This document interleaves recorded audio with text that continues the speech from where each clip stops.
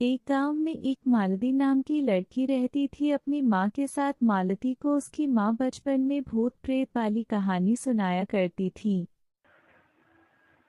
एक दिन मालती सोच रही थी, माँ बचपन में भूत प्रेत वाली कहानी सुनाया करती थी, मुझे वो सच है क्या? चलो माँ से पूछती हूँ। मालती अपनी माँ के पास आके पूछने लगी, माँ भूत प्रेत सच में होते हैं क्या?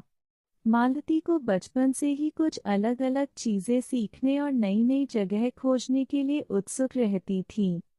लेकिन गांव वाले उसे बार बार एक ही बात समझाते हैं, जंगल के उत्तर में जो पुराना कुटीर है उधर मत जाना। लेकिन मालती को यकीन नहीं था कि दुनिया में कोई वास्तव में चुड़ैल होती थी है या नहीं। एक दिन जिज्ञासा के कारण वह उसी दिशा में निकल पड़ी।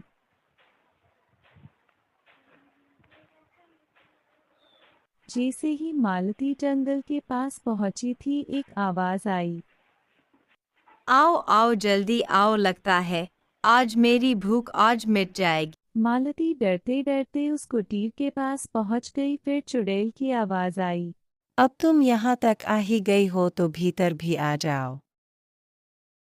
मालती के हाथ पैर कांप रहे थे, उसको बहुत डर लग रहा था और सोच रही थी क्या सच में चुड़ैल है। फिर मालती डरते डरते भीतर चली गई। अंदर एक सफेद बालों वाली और सफेद कपड़ों वाली वरुणा बैठी थी। उसकी आंखों में चमक थी, चेहरा बहुत डरावना था। मालती डर के मारे कांप रही थी। फिर चुड़ैल बोली मालती से, तुमको मुझसे डर नहीं लगा? मुझसे सब डरते हैं। तुम हिम्मत वाली लड़की हो, क्या नाम है तुम्हारा? मेरा नाम मालती है और लगता है कि आप बुरी नहीं हो, इसलिए तो मैं आपसे अभी तक बात कर रही हूँ। क्या मैं आपसे दादी माँ बोल सकती हूँ?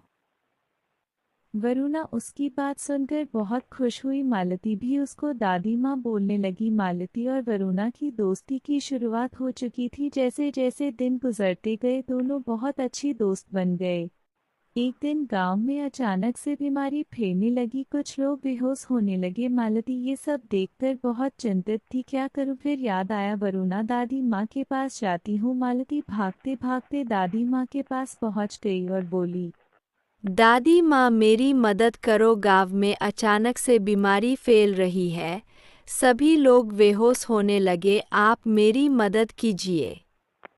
वरुणा दादी माँ ने गांव में आके जादू से सबको ठीक किया और सभी ने दादी माँ के सामने हाथ जोड़कर बोले, हम तो आपको एक बुरी और डरावनी चुड़ैल समझते थे, आज आपने हमारी जान बचाई है, हम हाथ जोड़कर माफी मांगते हैं, आज से हम आपको दादी माँ बोलेंगे।